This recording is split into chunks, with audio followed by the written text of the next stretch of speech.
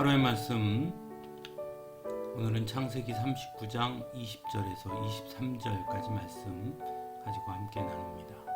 먼저 성경 봉독합니다. 요셉의 주인은 요셉을 잡아서 감옥에 가두었다. 그곳은 왕의 제수들을 가두는 곳이었다. 요셉이 감옥에 갇혔으나 주님께서 그와 함께 계시면서 돌보아 주시고 그를 한결같이 사랑하셔서 간수장의 눈에 들게 하셨다. 간수장은 감옥 안에 있는 죄수를 모두 요셉에게 맡기고 감옥 안에서 일어나는 온갖 일을 요셉이 혼자 처리하게 하였다. 간수장은 요셉에게 모든 일을 맡기고 아무것도 간섭하지 않았다. 그렇게 된 것은 주님께서 요셉과 함께 계시기 때문이며 주님께서 요셉을 돌보셔서 그가 하는 일은 무엇이나 다 잘 되게 해주셨기 때문이다. 아멘.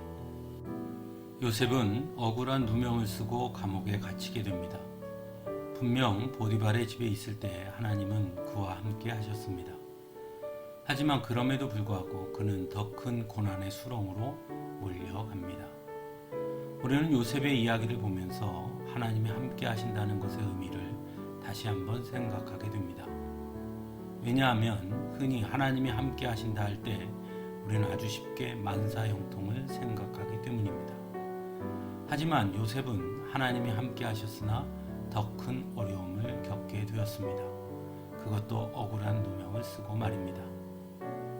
흔히 고난을 당하면 앞이 보이지 않는 담이 가로막는 것과 같은 막막함을 느끼게 됩니다. 감옥에 갇힌 요셉도 마찬가지였을 것입니다. 감옥에 갇힌 요셉은 과연 이전에 꾸었던 꿈에 대한 희망과 기대를 여전히 품을 수 있었을까요? 그런데 오늘 말씀에서는 요셉이 감옥에 갇혔으나 주님께서 그와 함께 계시면서 돌보아 주시고 그를 한결같이 사랑하셨다고 전하고 있습니다. 여기서 말하는 하나님이 함께 하신다는 것, 그것은 과연 무엇일까요? 그것은 상황의 변화가 아니라 어떠한 상황이 닥치더라도 하나님이 주신 꿈과 소망을 잃지 않도록 하신다는 의미가 아닐까 생각해 봅니다. 그렇게 요셉은 자신에게 품게 했던 그 꿈을 포기하지 않을 수 있었고 그렇게 그는 결국 애굽의 총리가 될 수 있었던 것은 아닐까요? 하나님께서 함께 하신다는 것은 우리 앞을 가로막은 담을 무너뜨려 주시는 것이 아니라 오히려 우리 앞을 막아선 담 앞에서 우리를 성장시켜 주심으로 결국 우리가 그 담보다 더 크게 하셔서 그 담을 넘어설 수 있게 하신다는 것입니다. 그래서 결국 그 담 너머에 새로운 소망과 기대를 향해 또 한 발 내딛도록 나아가도록 하는 힘을 주시는 것입니다. 그러므로 하나님은 요셉과 함께 하심으로써 요셉으로 하여금 어떠한 상황에 놓인다 하더라도 결코 포기하거나 낙심하지 않게 하시고 끝까지 믿음 안에서 하나님이 주신 꿈과 소망을 기대하게 하신 것입니다. 사랑하는 성도 여러분, 사도 바울은 고린도후서 4장 8절에서 10절을 통해 이렇게 말합니다. 우리는 사방으로 죄어들어도 움츠러들지 않으며 답답한 일을 당해도 낙심하지 않으며 박해를 당해도 버림받지 않으며 거꾸러뜨림을 당해도 망하지 않습니다. 우리는 언제나 예수의 죽임당하심을 우리 몸에 짊어지고 다닙니다. 그것은 예수의 생명도 또한 우리 몸에 나타나게 하기 위함입니다. 바로 이것이 하나님이 우리와 함께 계시며 우리를 돌보아 주신다는 비밀인 것입니다.